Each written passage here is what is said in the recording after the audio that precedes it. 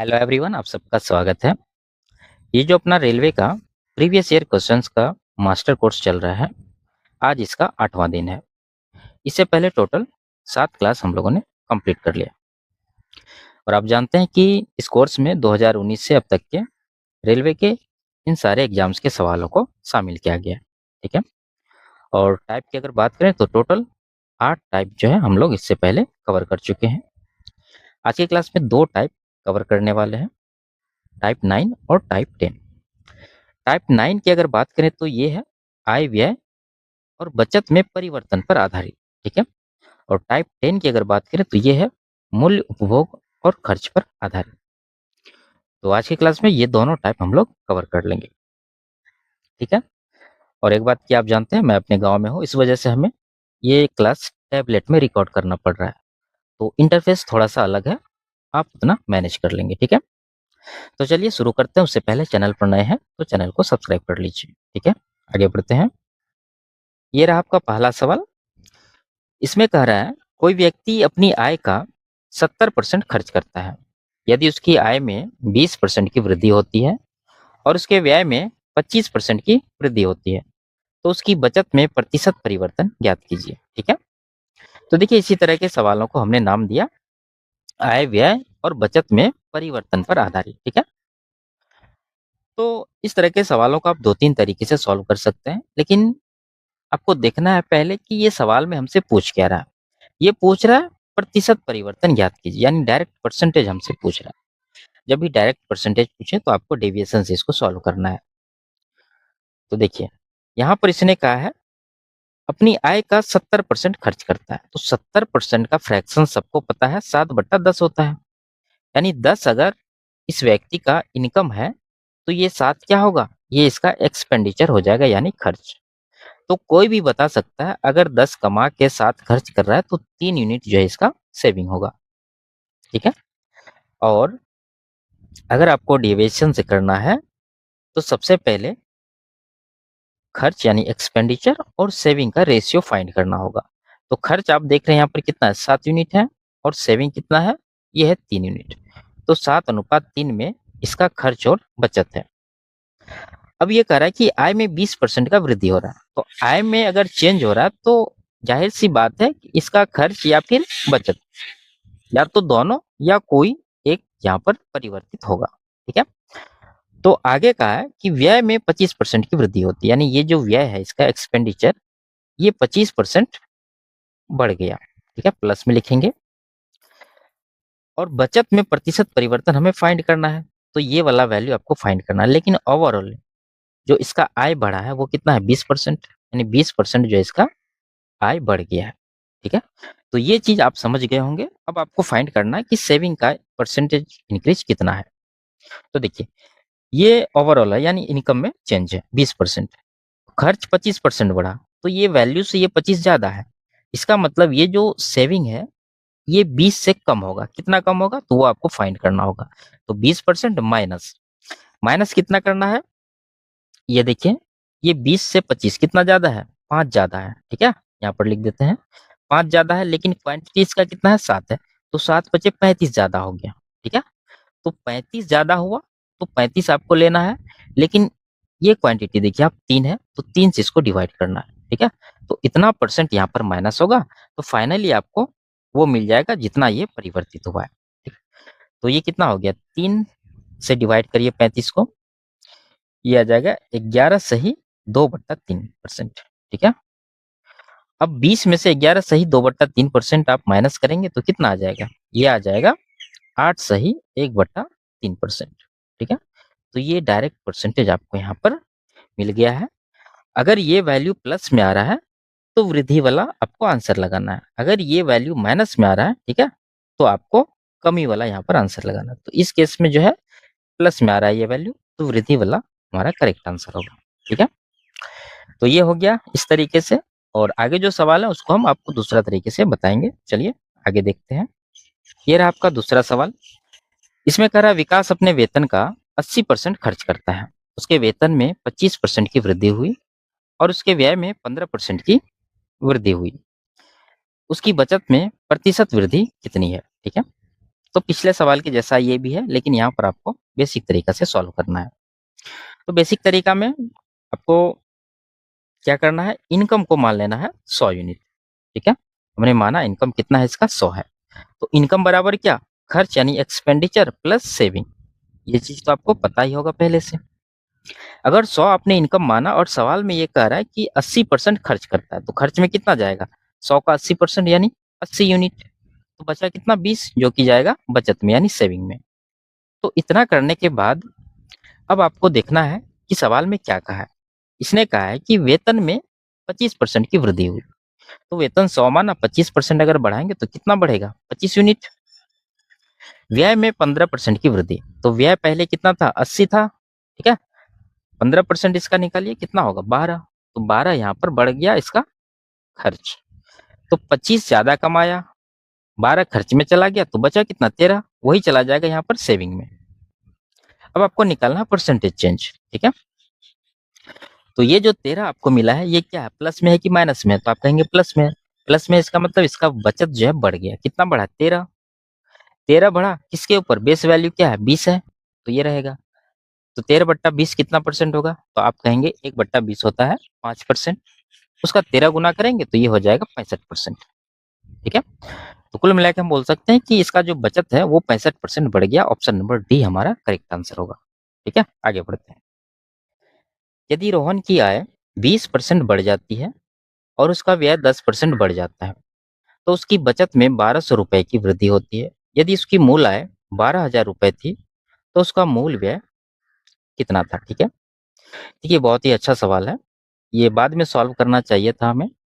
चलिए आ गया तो इसको सॉल्व कर लेते हैं। ठीक है, इसका अलग लैंग्वेज है। इसने ये नहीं कहा है इसका आय और व्यय कितना है। ठीक है, यानी आय का ये कितना परसेंट खर्च कर रहा है या फिर कितना परसेंट ये बचत कर रहा है, ये कुछ नहीं कहा है।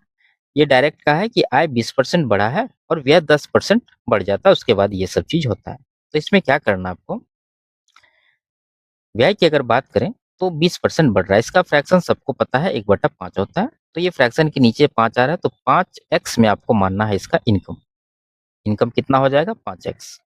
अगर 5x हमने पहले का इनकम माना और 20% बढ़ रहा है यानी कि 1 यूनिट बढ़ रहा है, तो 5 में 1 बढ़ाएंगे तो 6 हो जाएगा, तो 6x हो जाएगा अब का इसका इनकम। ठीक है, और एक्सपेंडिचर की अगर बात करें तो ये कहा है व्यय इसका 10% बढ़ जाता है, इसका फ्रैक्शन होता है 1/10।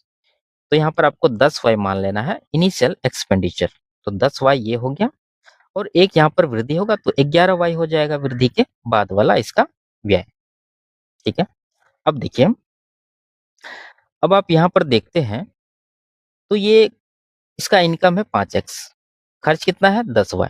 तो आप बता सकते हैं यहाँ पर इसका सेविंग कितना होगा, इनकम में एक्सपेंडिचर माइनस करेंगे यानी कि 5x माइनस 10y, ये हो जाएगा इसका बचत। और बाद की अगर इसका बचत निकाले तो ये होगा यानी कि 6x माइनस का 11y। क्लियर है, उसकी बचत में 1200 रुपए की वृद्धि होती है।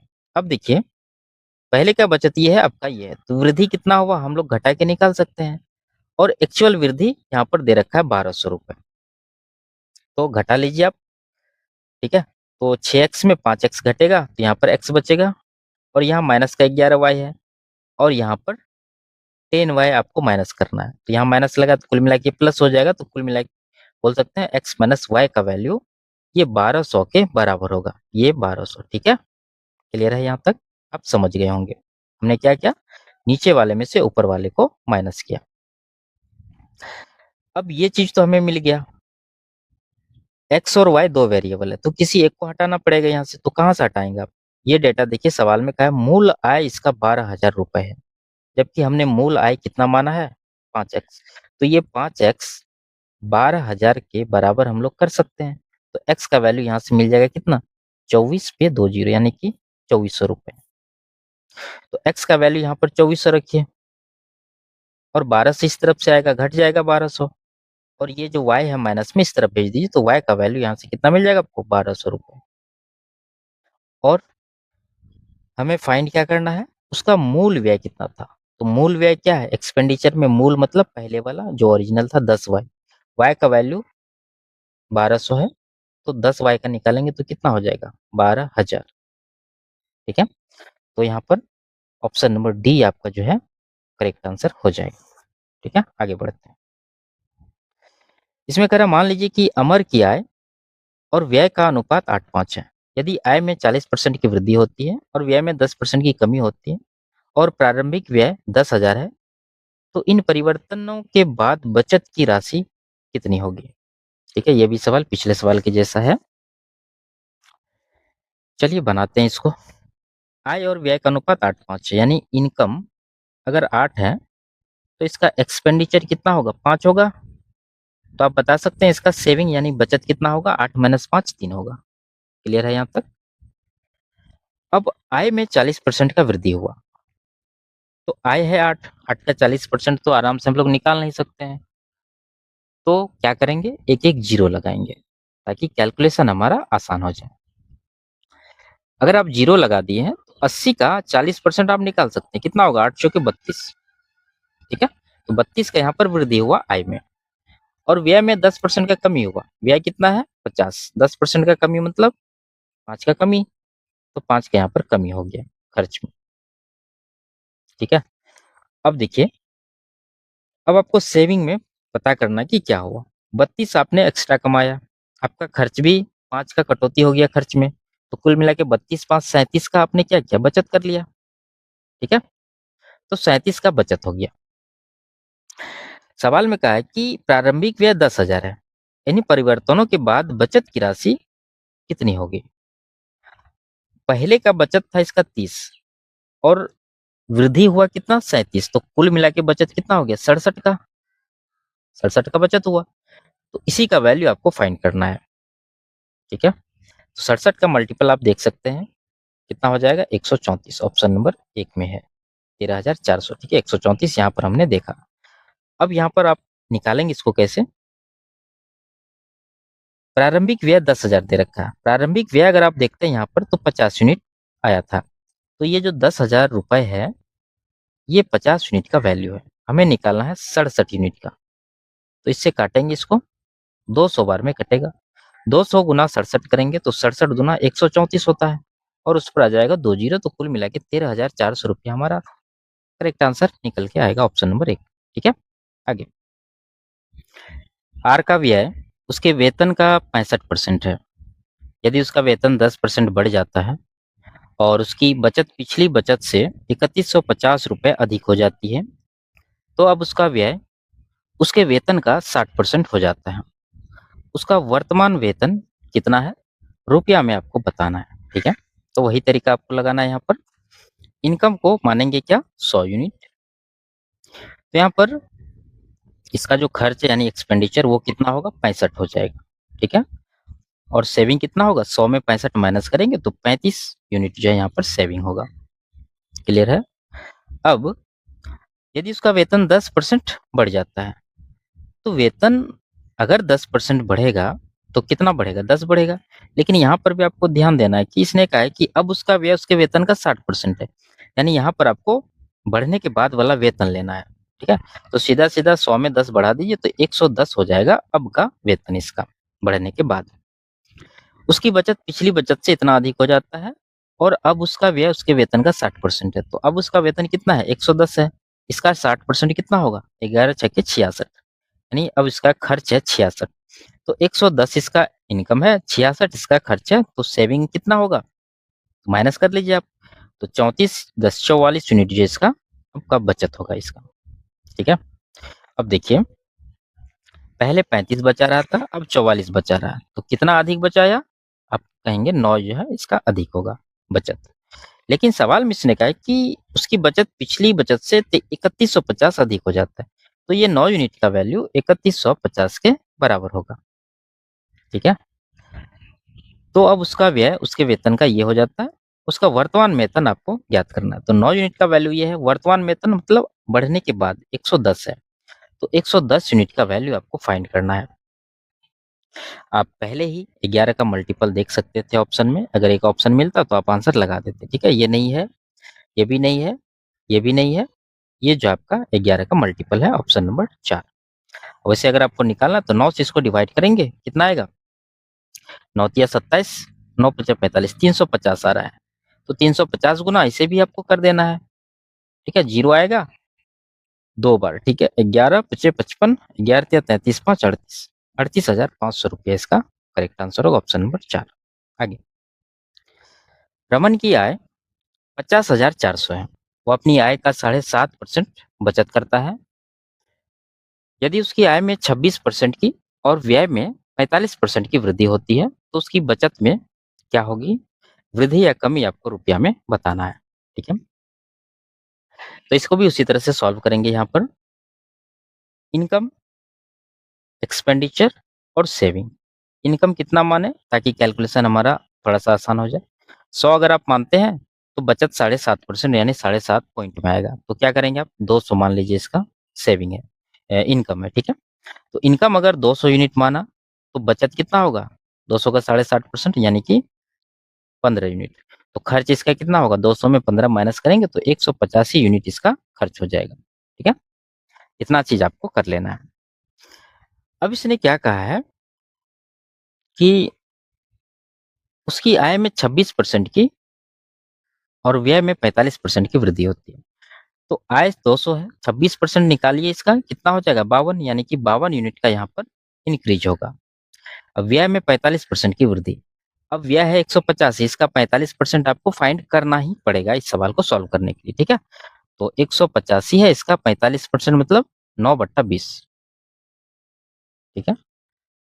तो क्या कर सकते हैं, इसको 2 से डिवाइड कर लीजिए, ये 10 बार में जाएगा, 2 से 2 नमा 18 यानी 92.5 आएगा। 10 है, डिवाइड करेंगे तो ये पॉइंट जो है यहाँ पर आ जाएगा, ठीक है। बाद में लगा देंगे हम लोग, गुना कर लीजिए। ये 90 गुना अगर 9 करें तो 9 नमा 81 आ जाएगा, ठीक है। 81 आ गया हमारा इंटीजर। उसके बाद 25 नमा 225 यानी कि 2.25 यहाँ से आ जाएगा। तो कुल मिला के हम बोल सकते हैं 81 2 83.25 जो हमारा ये आएगा, ठीक है। कितना, 83.25 एक्सपेंडिचर इंक्रीज हुआ। क्लियर है। अब आप फाइंड करिए कि इसका सेविंग क्या हुआ। 52 इनकम बढ़ा लेकिन खर्च 83, 13.25 बढ़ गया, तो सेविंग से कटौती हुआ। कितना कटौती हुआ, तो डिफरेंस देख लीजिए, ये आ जाएगा 31 यानी कि 31.25 का जो है यहाँ पर सेविंग कटौती किया गया, ठीक है। अब देखिए क्या दे रखा है हमारे पास, आय दे रखा है 50,400, जबकि आय हमने कितना माना, 200। तो ये जो 50,400 रुपए है, ये 200 यूनिट का वैल्यू है। हमें फाइंड क्या करना है, उसकी बचत में वृद्धि या कमी। तो यही है हमारा वृद्धि या कमी। तो ये क्या है, तो आपने अभी देखा कि क्या था, ये कमी था यानी माइनस में ये आया था।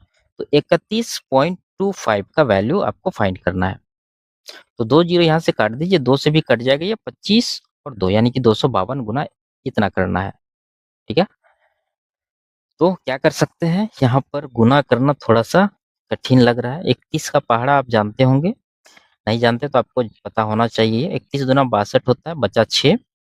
31 पंचे 155, 6 61, बचा 16। 31 दूना 62 प्लस 16, ठीक है। 62 प्लस 16 ये हो जाएगा 78, यानी 7812 रुपए यहाँ पर इंटीजर में हमें फाइंड हुआ। अब आपको 0.25 गुना ये करना है। 0.25 मतलब जानते हैं 1/4, तो 252 के 1/4 आप कर दीजिए, कितना होगा, 4 6 के 24, 4 के 12 63। तो कुल मिला के 78 और ये आ जाएगा आपका 75, ठीक है। तो 7875 रुपए की कमी हुई। तो ये देखिए ऑप्शन नंबर सी में है, ये हमारा करेक्ट आंसर है, ठीक है। आपको अगर यहाँ पर आप अप्रोक्सीमेशन ये सब लगाते तो गलत होने की संभावना ज्यादा थी। आंसर काफी नजदीक है, ठीक है। तो इस तरह से इसको सॉल्व करें। आगे इसमें कहा रमन की आय 70,900 है, आय का 12% बचत करता है और उसकी आय में 39% की वृद्धि और व्यय में 50% की वृद्धि होती है। तो उसकी बचत में कितना परिवर्तन होगा, रुपया में कमी या वृद्धि आपको फाइंड करके देना है, ठीक है। तो ये सवाल पिछले सवाल के जैसा ही है, आप इसको खुद से सॉल्व कर लीजिए। आगे, एक व्यक्ति की आय और व्यय का अनुपात 9:5 है। उसकी आय में 60% की वृद्धि होती है जबकि व्यय में 10% की कमी आती है। यदि उसका प्रारंभिक व्यय 15,500 था तो उसकी अंतिम बचत कितनी होगी। तो यहाँ पर रेशियो दे रखा है आय व्यय का, तो लिखेंगे इनकम 9 यूनिट है यहाँ पर, ठीक है 9, और व्यय यानी कि एक्सपेंडिचर 5 यूनिट है। तो बता सकते हैं आप सेविंग इसका कितना होगा, 9 में 5 घटाएंगे 4। ये चीज आपको लिख लेना है। अब क्या कहानी है इसका, आय में 60% की वृद्धि होती है। तो आय इसका कितना 9 है, 9 का 60% तो आएगा नहीं आसानी से, तो आप जीरो लगा लीजिए कि कैलकुलेशन आपका आसान हो जाएगा। तो 90 का 60% 54 हो जाएगा इसका वृद्धि इनकम में। जबकि व्यय में 10% की कमी होती है, व्यय 50 से 10% की कमी मतलब 5 का कमी होगा। ठीक, तो बचत क्या होगा, देखिए 54 आय बढ़ा, आपने खर्च में भी 5 का कटौती किया, तो कुल मिला के 54 5 59 सेविंग इसका हो जाएगा। ठीक है, क्या दे रखा है, प्रारंभिक व्यय। प्रारंभिक व्यय यहाँ पर है 50 यूनिट, जबकि यहाँ 15,500 है, तो हम बोल सकते हैं कि ये 15,500 जो है ये 50 यूनिट का वैल्यू है। आपको उसकी अंतिम बचत फाइंड करना है। तो पहले का बचत 40 है और वृद्धि हुआ 59, तो कुल मिला के ये टोटल हो गया कितना, 50 40 90 9 99। तो 99 यूनिट का वैल्यू आपको फाइंड करना है, तो गुना कर देंगे 99 से। ठीक है, तो यहाँ पर 11 का मल्टीपल दिख रहा है, आप चेक कर सकते हैं, ये नहीं है, ये भी नहीं है, ये है 11 का मल्टीपल, और 9 6 3 9 ये भी है 11 का मल्टीपल, और 9 का मल्टीपल तो सारे ऑप्शन हमें दिख रहा है। क्या कर सकते हैं, कटा लीजिए। ठीक है, जीरो तो कटेगा, 5 से अगर काटें तो 31 पे 1 जीरो 310 हुआ, तो 310 में अगर 100 से आप गुना करते हैं तो 31,000 आएगा। क्लियर है, लेकिन 99 से ही गुना करना तो एक ज्यादा किया आपने, तो 310 यहाँ पर क्या करना होगा, माइनस करना होगा। तो कुल मिलाकर हम बोल सकते हैं 30,000 कितना 690, 30,690 हमारा करेक्ट आंसर होगा, ऑप्शन नंबर डी में ये दे रखा है। ठीक है, आगे, सुधा का व्यय उसकी बचत से 200% अधिक है। यदि उसके व्यय में 6% की कमी होती है और उसकी बचत में 26% की वृद्धि होती है, तो उसके आय में कितने प्रतिशत की वृद्धि होगी। तो डायरेक्ट परसेंटेज आपको फाइंड करना है। इस तरह के सवाल हम लोग कर चुके हैं, जो तरीका आपको ठीक लगे उससे इसको सॉल्व कर सकते हैं। ठीक है, आगे बढ़ जाते हैं। स्वर्णा का खर्च उसकी बचत से 125% अधिक है। यदि उसके खर्च में 6% की कमी होती है और उसकी बचत में 26.5% की वृद्धि होती है, तो उसकी आय में कितने प्रतिशत की वृद्धि होती है। ठीक है, तो परसेंटेज आपको फाइंड करना है ना, तो क्या चाहिए हमें, चाहिए एक्सपेंडिचर और सेविंग का रेशियो क्या है। तो ये कह रहा है कि स्वर्णा का खर्च बचत से 125% अधिक है। ठीक है, तो 125% का फ्रैक्शन 5/4, यानी अगर बचत 4 यूनिट है तो खर्च कितना होगा, 5, ये 4 से 5 अधिक यानी 9 यूनिट होगा। तो इस रेशियो में इसका एक्सपेंडिचर और सेविंग होगा। क्लियर है, अब क्या कहा है कि खर्च में 6% की कमी यानी एक्सपेंडिचर 6% कम हो गया, और उसकी बचत में इतना की वृद्धि यानी 26.5% का यहाँ पर वृद्धि हो गया, तो उसकी आय में कितने परसेंट की वृद्धि होगी। तो ओवरऑल आपको फाइंड करना है। क्या तरीका, आप वेटेड एवरेज लगा सकते हैं या फिर डेविएशन लगा सकते हैं। वेटेड एवरेज अगर लगाते हैं तो ये 9 छाके 54 आएगा माइनस में। ठीक है, परसेंट लगा दीजिए, और यहाँ पर प्लस में आएगा कितना, 26 चौके 104 2 106, इतना परसेंट आएगा प्लस में। इसको डिवाइड करना है 9 4 13 से। ठीक है, पहले आप इसको कैलकुलेट कर लीजिए, घटा लीजिए, 106 में 54 घटाते हैं तो कितना आएगा, 100 में अगर घटा दें तो आएगा 46 6 52 आएगा। 52% को 13 से डिवाइड करेंगे तो 4% हमारा आंसर बनेगा, ऑप्शन नंबर डी। और ये 4% की वृद्धि या कमी है, अगर ऐसा रहता तो आप यहाँ पर चिन्ह देख करके पता करते। तो ये प्लस में आया था, यहाँ पर देखिए 106 में 54 माइनस के, तो ये वैल्यू प्लस में आया, प्लस में आ रहा है इसका मतलब वृद्धि है। ठीक है, तो ये सब चीज भी आपको ध्यान रखना है। आगे, किसी परिवार की मासिक आय में 15% की वृद्धि होती है, उनके भोजन पर मासिक व्यय में 10% और किराए पर 20% की वृद्धि होती है। यदि भोजन पर प्रारंभिक मासिक व्यय 12,000 और किराए 8,000 रुपये था तथा उनका प्रारंभिक मासिक बचत 15,000 रुपया था, तो उनकी नई मासिक बचत कितनी होगी। ठीक है, और मान लें कि कोई अन्य खर्च नहीं है। अच्छा सवाल है, देखिए इसमें इसने कहा है कि आय में 15% की वृद्धि होती है, तो आय था कितना, ये चीज आप कैलकुलेट पहले कर सकते हैं। ये देखिए मासिक व्यय 12,000, किराया 8,000, तो 20,000 इसका यहाँ पर है व्यय और बचत है 15,000। तो हम बोल सकते हैं कि इसका जो इनकम है वो 35,000 रुपए है। ठीक है। अब आइए खर्च में। खर्च में अगर देखते हैं तो इसने कहा है कि मासिक व्यय में 10% और किराए पर 20% की वृद्धि। तो मासिक व्यय यहाँ है 12,000, उसका 10% आप बढ़ाएंगे यानी 1,200 रुपए प्लस किराया 8,000 है और बढ़ाए कितना 20%। तो 8,000 का 20% कितना 1,600 रुपए। तो कुल मिला के बोल सकते हैं कि यहाँ पर 2,800 रुपए जो है इसका एक्सपेंडिचर बढ़ गया। और इनकम है 35,000, इनकम बढ़ा है 15%, यानी इसका आपको निकालना होगा 15%। ठीक है। तो 15% आप यहाँ से निकालिए, कितना आएगा ये आपका 10% हो जाएगा 3,500, इसका 1.5 गुना यानी 5,250। इनकम में इतना का वृद्धि है, खर्च में 2,800 का वृद्धि है। तो कोई भी बता सकता है कि बाकी रुपया कहाँ गया है, ये चला गया है बचत में। ठीक है। बचत कितना होगा, डिफरेंस ले लीजिए, ये आ जाएगा 2,450 रुपए। और पहले का जो मासिक बचत है इसका ये है 15,000 और 2,450 वृद्धि हुआ, तो कुल मिला के कितना होगा, जोड़ दीजिए इसमें मिला के। तो 15 दो 17,450 रुपया इसका नया बचत होगा। ऑप्शन नंबर सी में इसका करेक्ट आंसर है।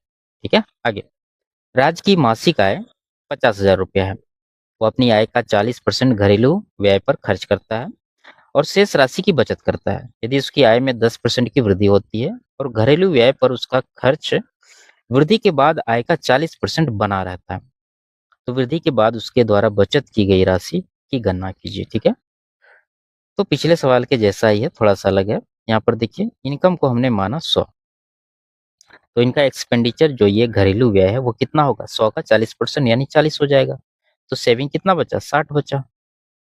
अब देखिए क्या हुआ है, कह रहा आय में 10% की वृद्धि होती है, तो आय 100 है, 10% बढ़ाएंगे तो 10 बढ़ जाएगा यानी कि 110 हो जाएगा नया इनकम। और घरेलू व्यय पर उसका खर्च वृद्धि के बाद आय का 40% बना रहता है, तो वृद्धि के बाद कितना आ गया, 110, इसका 40% यानी 44 जो है इसका क्या आ जाएगा, एक्सपेंडिचर आ जाएगा।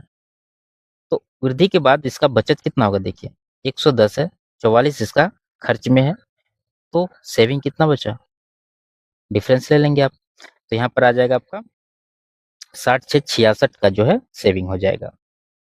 तो इसी का वैल्यू आपको फाइंड करना है।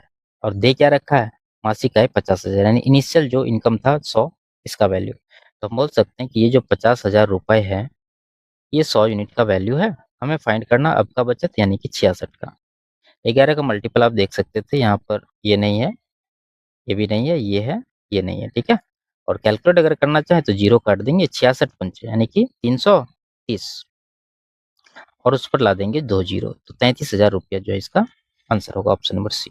आगे, अब यहाँ पर जो उस टाइप का सवाल था सारा हमने कर लिया। अब है मूल्य उपभोग और खर्च पर आधारित। इस पर सवाल करने से पहले आपको ये देखना होगा, ये हमने आप पहले क्लास यानी बेसिक वाला जो क्लास था उसमें भी बताया था कि एक्सपेंडिचर बराबर क्या होता है, प्राइस इनटू कंजम्पशन। यानी आप जो खर्च कर रहे हैं उस वस्तु का मूल्य क्या है और उस वस्तु का खपत क्या है, अगर इन दोनों को गुना करते हैं तो आपको क्या मिलेगा, खर्च मिलेगा। उसी तरह यहाँ भी बचत निकालना है तो आय माइनस व्यय जो हमने किया अभी, और कार्य दक्षता गुना समय, यानी इफिशियंसी कितना है और ये टाइम कितना ले रहा है, अगर गुना करेंगे तो हमें कार्य मिल जाएगा। ठीक है। और उत्पादन अगर निकालना है तो दक्षता यानी इफिशियंसी गुना टाइम। ठीक है। तो चलिए सवाल को देखते हैं कैसा है इस पे। ये रहा आपका पहला, यदि चाय की कीमत 20% बढ़ जाए तो गृहिणी को अपने खर्च को अपरिवर्तित रखने के लिए चाय की खपत को कितने प्रतिशत कम करना होगा। ठीक है। देखिए यहाँ पर सिंपल सा बात है, यहाँ पर अगर हम लोग देखें तो चाय की कीमत है, प्राइस की अगर बात करें तो 20% बढ़ गया, इसका फ्रैक्शन 1/5, यानी अगर पहले प्राइस 5 यूनिट था तो वृद्धि के बाद कितना होगा, 6 होगा। ठीक है, 5 पर 1 का वृद्धि होगा, तो प्राइस इस रेशियो में हुआ। अगर आपको खर्च जो है अपरिवर्तित रखना है तो क्या करना पड़ेगा, कंजम्पशन को क्या करना पड़ेगा, इसका उल्टा करना पड़ेगा, यानी कि 6 से 5 करना पड़ेगा। ठीक है। अब यहाँ पर आप समझ सकते हैं कि पहले का प्राइस 5, कंजम्पशन 6, तो 6 पंचे 30 यूनिट यहाँ पर जो है खर्च हुआ। अब का जो है प्राइस है 6 है, लेकिन कंजम्पशन 5 है, तो 6 पंचे 30, यहाँ भी खर्च 30 यूनिट ही है, तो खर्च यहाँ इक्वल हो गया। तो सवाल के अनुसार ये खर्च आपको इक्वल रखना है। अगर खर्च इक्वल रखना है तो कंजम्पशन क्या करना होगा, 6 से 5, यहाँ पर 1 का कमी हुआ, तो 1 का कमी है किसके ऊपर, 6 के ऊपर, तो 1/6 कितना होता है, तो आप कहेंगे 16 सही 2/3%। ठीक है, तो यही इस सवाल का करेक्ट आंसर होगा, ऑप्शन नंबर ए में ये दे रखा है। तो यहाँ पर प्राइस इंटू कंजम्पशन करने से हमें क्या मिलता है, खर्च मिलता है कि कितना इस पर खर्च हो रहा है। आगे, कर्मचारियों की संख्या में कमी के कारण एक फैक्ट्री में उत्पादन 25% घट जाता है। मूल उत्पादन को पुनः स्थापित करने के लिए कर्मचारियों की संख्या को कितने प्रतिशत बढ़ाना होगा। ठीक है, तो उत्पादन वही रखना है जो पहले था, लेकिन करना क्या है, कर्मचारी की संख्या को बढ़ाना है। चलिए देखते हैं, ये कह रहा है कि उत्पादन यानी प्रोडक्शन जो है ये 25% घटा, इसका फ्रैक्शन 1/4 होता है, यानी पहले प्रोडक्शन अगर 4 था तो अब कितना है, 3 है। तो यहाँ पर ये जो कर्मचारियों की संख्या है इसको आप इफिशियंसी बोल सकते हैं, इसको क्या करना होगा, 3 से 4 करना होगा, तब जाके 4 तिया 12, 4 तिया 12 उत्पादन समान रहेगा। तो आपने इफिशियंसी को क्या किया, 3 से 4 किया, यानी कर्मचारियों की संख्या को 3 से 4 किया, एक बढ़ाया किसके ऊपर, 3 के ऊपर, तो 1/3 कितना होता है, 33 सही 1/3%। ठीक है, तो यही हमारा आंसर होगा, कहाँ पर है, ऑप्शन नंबर डी में है। आगे, कर्मचारियों की संख्या में कमी के कारण कारखाने में उत्पादन 52% कम हो जाता है। उत्पादन को मूल स्तर पर वापस लाने के लिए कार्य घंटों में कितने प्रतिशत की वृद्धि की जानी चाहिए। ठीक है, तो पिछले सवाल के जैसा ही है, ये टेक्नीशियन ग्रेड 3 का है और ये जो है एनटीपीसी ग्रेजुएट लेवल का, तो आप इसको खुद से सॉल्व करिए। आगे, एक निश्चित दूरी को तय करने में लगने वाले समय को 20% कम करने के लिए वाहन चालक को अपनी गति में कितने प्रतिशत वृद्धि करनी चाहिए। ठीक है, अब देखिए इसमें जो ये वाहन चालक है ये अपना समय को 20% कम करना चाहता है। इसका फ्रैक्शन सबको पता है 1/5 होता है, यानी टाइम की अगर बात करें तो अगर इसे ओरिजिनल में 5 यूनिट का टाइम लग रहा है तो ये चाहता है कि हमें एक कम कर लेना है, यानी कि 4 यूनिट कर लेना है। तो स्पीड को क्या करना होगा, ठीक है, वही चीज ये पूछ रहा है। और दूरी हमारा समान है, पहले भी वही दूरी था अब भी वही दूरी है, तो स्पीड को इसके उल्टा अनुपात में चेंज करना होगा, यानी ये 5 से 4 हो रहा है तो 4 से 5 यहाँ पर करना होगा। अब आप देख सकते हैं कि 5 टाइम है 4 स्पीड है, तो 5 चूंकि 20 यूनिट यहाँ पर डिस्टेंस हुआ, 5 चूंकि 20 यूनिट यहाँ पर डिस्टेंस हुआ, डिस्टेंस इक्वल हो गया। तो स्पीड को आपने 4 से 5 किया, एक बढ़ाया किसके ऊपर, 4 के ऊपर, तो 1/4 कितना, 25%। ठीक है, तो 25% ऑप्शन नंबर सी में है, ये करेक्ट आंसर होगा। आगे, चीनी की कीमत में 3% की वृद्धि होती है, चीनी की खपत में कितने प्रतिशत की कमी की जानी चाहिए जिससे कि चीनी पर होने वाले व्यय में वृद्धि ना हो पाए। ठीक है, इसका वृद्धि नहीं करना है, तो क्या किया इसने, कीमत में 3% बढ़ाया, यानी प्राइस जो है अगर पहले 100 था तो 3 बढ़ा देगा तो 103 हो जाएगा। प्राइस अगर ये हुआ तो कंजम्पशन क्या करना होगा ताकि इसका खर्च ना बढ़े, यानी पहले के जैसा ही खर्च रहे, तो आप कहेंगे अनुपात को उलट देना है, तो 103 से 100 हो जाएगा यहाँ पर, तो 3 का कमी हुआ 103 के ऊपर, ये कितना परसेंट होगा ये चीज आपको फाइंड करना है। ठीक है, तो क्या करेंगे, 100% से गुना कर देते हैं। अगर 100% से यहाँ पर गुना करते हैं तो देखिए 100 का तो 3% 3 होगा, लेकिन यहाँ पर 103 है तो 3% से थोड़ा सा कम का वैल्यू होगा, थोड़ा सा कम मतलब 2.9, ऑप्शन नंबर सी। आप चाहे तो इसको गुना करके यानी कि 300/103 डिवाइड करके भी निकाल सकते हैं एग्जैक्ट आंसर। ठीक है, आंसर जब बहुत नजदीक रहे ऑप्शन तब जाके हमें ये करना पड़ेगा, आंसर यहाँ पर दूर है तो क्या दिक्कत है। आगे, दूध की कीमत में 20% की वृद्धि हुई, दूध पर मासिक खर्च समान बनाए रखने की खपत में कितने प्रतिशत की कमी करनी होगी, सेम सवाल है। तो यहाँ पर 20% वृद्धि मतलब इसका फ्रैक्शन 1/5, यानी कि 5 से 6 हो गया, ये क्या है, प्राइस है। तो कंजम्पशन क्या करना होगा, 6 से 5 करना होगा, 6 से 5 करना, एक का कमी कर रहा है 6 के ऊपर, 1/6 होता है 16 सही 2/3%। ठीक है, तो यहाँ पर 16 सही 2/3, ऑप्शन नंबर सी में। ठीक है, ये 2/3 ऐसे कर लीजिए, थोड़ा सा यहाँ पर टाइपिंग जो है गड़बड़ हो गया है।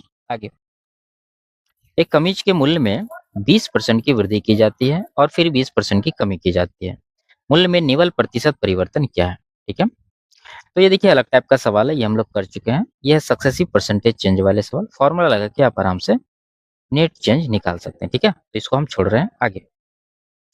किसी वस्तु के मूल्य में 24% की कमी की जाती है, लेकिन उस वस्तु के दैनिक बिक्री में 33% की वृद्धि हो जाती है। दैनिक बिक्री प्राप्तियों पर शुद्ध प्रभाव ज्ञात कीजिए। ठीक है, तो देखिए ये जो है यहाँ पर प्राइस क्या हुआ, 24% कम हो गया, दैनिक बिक्री जो है 33% बढ़ गया। ठीक है, तो इसका क्या प्रभाव पड़ेगा? देखिए कोई भी वस्तु का जो प्राइस है और इसका सेल्स कितना है, अगर इन दोनों को गुना कर दें तो जो हमें रेवेन्यू मिल रहा है, ठीक है, वो हमें प्राप्त हो जाएगा। तो वही चीज यहाँ पर आपको सोचना है कि प्राइस इंटू सेल्स करने से हमें रेवेन्यू प्राप्त हो रहा है। तो इन दोनों में क्या है, गुना कर रहे हैं, गुना कर रहे हैं, दोनों परसेंटेज चेंज दिया है, इसका मतलब यहाँ पर क्या है, क्रमागत चेंज हो रहा है। तो सक्सेसिव चेंज का जो फॉर्मूला होता है वो यहाँ पर लगा के हम लोग डायरेक्ट परसेंटेज निकाल सकते हैं। ठीक है, और दूसरा तरीका भी है, मैं आपको बताता हूँ। पहले फॉर्मूला अगर लगाएं तो 24% का कमी, तो माइनस का 24 आएगा। यहाँ पर 33 का वृद्धि है तो प्लस का 33 आएगा। ठीक है, एक प्लस एक माइनस है तो आगे माइनस आएगा, वही 24 गुना 33/100। तो इतना परसेंट का यहाँ पर चेंज आने वाला है। तो ये आ गया 24 9, यानी कि 9 आ जाएगा, माइनस यहाँ पर कितना आएगा, डिवाइड कर देंगे, पहले गुना कर ली, 24 दिया 72, 72 7 79, यानी 100 से डिवाइड करेंगे तो 7.92, तो 7.92 इसमें आपको माइनस करना होगा, तो ये आएगा 1.08%, और ये प्लस में आ रहा है वैल्यू, इसका मतलब 1.08% का वृद्धि है। ऑप्शन नंबर 3 में ये दिया गया। ठीक है, और दूसरा तरीका ये है कि आप देखिए प्राइस में क्या हुआ है, 24% का कमी, इसका फ्रैक्शन ये हो जाएगा 6/25, यानी 25 से कितना हो जाएगा, 19 हो जाएगा। और इसका जो सेल्स है, दैनिक बिक्री 33% बढ़ गया, यानी 100 से 133 हो गया। तो यहाँ पर अगर आप इन दोनों को गुना करते हैं तो रेवेन्यू यहाँ से मिल जाएगा कि कितना इसका सेल्स रिसीट है, यानी ये बेच करके कितना यहाँ पर रुपया जो है प्राप्त कर रहा है। तो वो चीज यहाँ से मिलेगा, पहले वाला, और बाद वाला यहाँ से मिलेगा, फिर आप देख सकते हैं कि यहाँ पर कितना का वृद्धि या कमी हुआ है। ठीक है, चलिए आगे। एक वस्तु पर कर 20% घटा दिया गया और उसकी खपत 15% बढ़ा दी गई, कर राजस्व पर इसका क्या प्रभाव पड़ेगा? सेम सवाल है, यहाँ पर भी आप सक्सेसिव लगा देंगे, क्योंकि यहाँ पर क्या हुआ है कि टैक्स इसने 20% घटा दिया, इसके वजह से क्या हुआ, खपत यहाँ पर जो है 15% बढ़ गया। तो इसका जो रेवेन्यू है उस पर क्या प्रभाव पड़ेगा, सक्सेसिव चेंज आप समझ सकते हैं यहाँ पर। तो 20 घटाया माइनस का 20, 15 बढ़ाया प्लस का 15। ठीक है, प्लस का यहाँ पर आ जाएगा आपका 15, एक माइनस एक प्लस है तो आगे माइनस आएगा, 20 गुना 15/100, इतना परसेंट का यहाँ पर नेट चेंज रहने वाला है। तो ये आ जाएगा कट की कितना, 5%। ठीक है, तो ये माइनस है, ये माइनस है, तो 25 माइनस हो गया, 15 प्लस हो गया, तो कुल मिला के यहाँ पर माइनस का 10% आएगा। तो माइनस में आया 10%, इसका मतलब क्या हुआ कि जो है कर राजस्व ये 10% घट गया। तो इस केस में ऑप्शन नंबर ए जो है आपका सही आंसर यहाँ पर हो जाएगा। ठीक है, आगे। जब एक पत्रिका का मूल्य 10% घटाया गया तो उसकी बिक्री 30% बढ़ गई, कुल राजस्व कितना होगा? सेम सवाल, आप इसको खुद से सॉल्व करिए। आगे, जब किसी पुस्तक का मूल्य 16% कम हो जाता है तो उसकी बिक्री 80% बढ़ जाती है, संप्राप्ति में शुद्ध प्रतिशत वृद्धि कितनी होगी? सेम है, फॉर्मूला लगा सकते हैं। ठीक है, तो यहाँ पर 16 कम हुआ, माइनस का 16, 80 बढ़ गया, प्लस का 80, एक माइनस एक प्लस, तो आगे माइनस 16 गुना 80/100। ठीक है, तो इतना परसेंट जो यहाँ पर चेंज होगा। तो ये होगा कितना, आप कटा सकते हैं, आप क्या करिए, जीरो काट दीजिए। ठीक है, 16 अट्ठा 128 हुआ, 10 से डिवाइड करेंगे 12.8 आएगा, ये माइनस में है, ये भी माइनस में, तो 80 आ गया प्लस में, माइनस वाला हो गया 12 + 16 यानी कि 28.8। तो घटा लीजिए कितना आ रहा है, 50 2 52। ठीक है, उसमें 0.8 घटाना यानी 51.2%।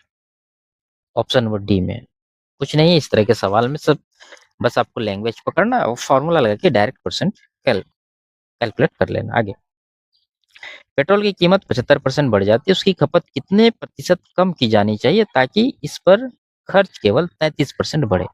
अब यहाँ देखिए, पिछले सवाल के जैसा ये नहीं है, यहाँ पर दोनों चेंज दिया हुआ था, आपको शुद्ध चेंज निकालना था। इसमें क्या किया है कि एक चेंज दे रखा है और शुद्ध चेंज दे रखा है, लेकिन दूसरा जो है आपको निकालना है। तो यहाँ पर अगर आप फॉर्मूला से कैलकुलेट करेंगे तो ये लेंदी में जाएगा। ठीक है, आप दूसरे परसेंटेज को एक्स मानेंगे, फिर फॉर्मूला लगा कैलकुलेट करेंगे। तो इसको बनाने का सबसे अच्छा तरीका क्या है, रेशियो। देखिए, ये जो पेट्रोल, इसका प्राइस की अगर बात करें तो क्या हुआ, प्राइस 75% बढ़ गया। इसका फ्रैक्शन होता है 3/4, यानी अगर प्राइस 4 था तो 3 बढ़ के 7 हो गया। ठीक है, अब इसका कंजम्पशन यानी खपत जो है वो क्या करना पड़ेगा ताकि इसका जो खर्च है यानी एक्सपेंडिचर इस पर वो केवल 33% बढ़े। यानी खर्च की अगर बात करें, अगर 100 है तो 133 ही हो। तो आपने देखा था शुरुआती वाले सवाल में हमने क्या किया, इन दोनों को गुना करके खर्च निकाला था। तो अगर हमें कंजम्पशन का रेशियो निकालना है तो क्या करना होगा, ऊपर वाले रेशियो से इसको डिवाइड करना होगा। तो लाके डिवाइड करिए, तो 4 से इसको डिवाइड करिए और 7 से इसको डिवाइड करिए। तो ये आएगा 4 से 25 बार में और 7 से ये 19 बार में। तो 25 से 19 हुआ, यानी कि 6 का कमी हो रहा है, किसके ऊपर, 25 के ऊपर। तो 6/25 कितना परसेंट, अब कहेंगे 1/25 होता है 4%, 6 गुना है तो 24%, यहाँ पर हमारा आंसर बन जाएगा। क्लियर है, तो ऑप्शन नंबर सी जो है हमारे यहाँ पर क्या हो जाएगा, करेक्ट आंसर हो जाएगा। तो ये कमी होगा क्योंकि 25 से 19 हुआ है। आगे, चीनी की कीमत में 20% की वृद्धि हुई। हेलो हेलो, चीनी की कीमत में 20% की वृद्धि हुई। मनोज अपनी आय से चीनी पर होने वाले व्यय में केवल 15% की वृद्धि कर सकता है। अपने व्यय को संतुलित करने के लिए उसे चीनी की खपत में कितने प्रतिशत की कमी करनी चाहिए। ठीक है, पिछले सवाल के जैसा ये भी है। चीनी की कीमत की अगर बात करें, ठीक है, प्राइस की, तो यहाँ पर 20% का वृद्धि है। इसका फ्रैक्शन 1/5, यानी प्राइस जो है 5 से 6 हुआ है। अब कंजम्पशन क्या करना होगा ताकि इसका जो खर्च है वो कितना होगा, केवल 15% बढ़ाएगा, यानी 100 से 115 करेगा। ठीक है, फ्रैक्शन में भी लिख सकते थे, कोई दिक्कत नहीं है। अब हमें कंजम्पशन का रेशियो निकालना है, यानी खपत का। तो क्या करना है, 5 से लाके यहाँ पर डिवाइड करना है और 6 से लाके यहाँ पर डिवाइड करना है। 5 से ये 20 बार में जाएगा, और भी काट सकते हैं। जैसे यहाँ पर देखिए, 5 चौके 5 से 23 बार में, तो 6 चौके 24 हो गया यहाँ पर, और यहाँ पर 23। ठीक है, देखिए जब भी ये 23/6 यानी फ्रैक्शन में रहे तो आपको ये वाला डायरेक्शन पहले ले लेना है, ये वाला डायरेक्शन, और गुना करके लिखना है। तो 6 गुना 4 24 हो गया, और यहाँ पर 23 23 है। तो 24 से 23 हुआ, एक का कमी हुआ किसके ऊपर, 24 के ऊपर। तो 1/24 कितना होता है, आप कहेंगे 4 से ही 1/6%। ठीक है, ऑप्शन नंबर बी करेक्ट होगा। आप 100% से गुना करके भी निकाल सकते हैं। आगे, और ये भी वही सवाल है, 52% का वृद्धि हुआ और टोटल वृद्धि ये 14% करना चाहता है। खपत कितना कम करना होगा, तो सेम सवाल, आप इसको खुद से सॉल्व कर सकते हैं। आगे, गेहूं की कीमत में 20% की कमी से एक गृहिणी 1200 रुपए में 4 किलोग्राम अधिक गेहूं प्राप्त कर पाती है। प्रति किलोग्राम गेहूं की कीमत क्या है। ठीक है, देखिए ये अलग टाइप का सवाल है और बहुत ही शानदार तरीके से इसको सॉल्व करना है। सबसे पहले देखना है कि ये खर्च कितना है इसका, तो आप कहेंगे 1200 रुपया इसका खर्च है, और प्राइस कितना कम हुआ है, तो आप कहेंगे 20%। तो 1200 का 20% अगर आप निकालते हैं तो कितना आएगा, तो आप कहेंगे 240 रुपए आएगा। इसी 240 रुपया के कमी होने के कारण ये 4 किलोग्राम अधिक खरीद रही है। तो आप कह सकते हैं कि 240 में 4 किलोग्राम गेहूं मिल रहा है, तो 4 से इसको डिवाइड कर देंगे, तो 60 रुपया जो है गेहूं का रेट वर्तमान में निकल जाएगा घटने के बाद। और यही पूछ रहा है क्या है, तो 60 रुपया ऑप्शन नंबर बी जो है करेक्ट होगा। ठीक है, और दूसरा तरीका भी आप लगा सकते हैं, जैसे रेशियो से। प्राइस की अगर बात करें तो 20% कम हुआ, यानी कि 5 से 4 हुआ। तो कंजम्पशन यहाँ पर क्या हो जाएगा, 4 से 5 हो जाएगा, तब जाके खर्च यहाँ इक्वल रहेगा। तो कंजम्पशन 4 से 5 हुआ, एक का वृद्धि हुआ, जबकि यहाँ पर ये 4 किलोग्राम अधिक गेहूं प्राप्त करती है, तो इसी एक का वैल्यू 4 किलोग्राम होगा। तो आरंभिक अगर निकाले तो 4 यूनिट है, तो एक का 4, तो 4 का कितना, 16 किलो, यानी 16 किलो ये पहले खरीद रही थी। और 1200 रुपया ये लगा रही थी। लेकिन आपको वर्तमान में निकालना है, तो ये 5 यूनिट का वैल्यू आपको फाइंड करना होगा। 1 का 4 तो 5 का कितना 20, तो 20 केजी यहाँ पर अब खपत कर रही है, रुपया लग रहा है 1200। तो प्राइस क्या होगा, 1200 को 20 से डिवाइड करेंगे 60 रुपया, ठीक है, घटने के बाद। अगर पहले वाला आपको निकालना है यहीं पर, तो आप क्या करेंगे, खर्च वही है 1200 रुपया, और खपत जो है पहले ये 16 केजी का था, तो 16 से इसको डिवाइड कर देंगे तो पहले वाला प्राइस यहाँ पर आपको मिल जाएगा। तो आपको जो तरीका है इसमें से बेहतर लगे उससे सॉल्व करिए, ठीक है। आगे, चीनी की कीमत में 20% की कमी से खरीदार को 160 में 2.5 किलोग्राम अधिक चीनी मिलती है। चीनी का मूल्य मूल मूल्य प्रति किलोग्राम कितना है, ठीक है। तो सेम सवाल है, आप इसको खुद से सॉल्व करिए। दोनों तरीके हैं, जो आपको बेहतर लगे उससे सॉल्व करिए। इसका जो आंसर है वो 16 रुपया प्रति किलो। तो प्रतिदिन गेहूं की कीमत में 25% की कमी के कारण जॉन 600 रुपया में 5 किलोग्राम अधिक खरीद रहा है। प्रति किलोग्राम गेहूं का मूल्य क्या है? इसको सॉल्व करते हैं। तो शॉर्टकट तरीके लगा दें या फिर, देखिए ये मूल्य था यानी पहले वाला प्राइस पूछ रहा है। पहले वाला अगर पूछ रहा तो आपको रेशियो वाला तरीका ज्यादा आसान होगा। 25% कम हुआ प्राइस, प्राइस हो गया कितना 4 तो कंजम्पशन इसका बढ़ जाएगा क्योंकि 4 होगा, तो 1 यूनिट यहाँ पर पड़ेगा। जबकि सवाल में आप देख रहे हैं 5 किलोग्राम अधिक ये खरीद रहा है, 1 यूनिट का वैल्यू 5 किलोग्राम, क्या। तो देखिए पहले वाला प्राइस निकालना तो पहले वाला कंजम्पशन भी निकालिए 3 यूनिट, तो 1 का 5 तो 3 का कितना 15, नहीं 15 केजी जो है ये ओरिजिनली पहले खपत होता था। और प्राइस कितना पे कर रहा था 60, नहीं 600 रुपया। पर केजी जो यहाँ आएगा 600 को 15 से डिवाइड करना होगा, तो 40 रुपया यहाँ पर 40 रुपया जो है पर केजी इसका प्राइस निकल कर आ जाएगा। तो ऑप्शन नंबर ए जो है करेक्ट होगा, ठीक है। आगे, तो ये आखिरी सवाल था, यहीं पर इसको समाप्त करते हैं। मिलते हैं फिर अगली क्लास में, तब तक के लिए बाय बाय।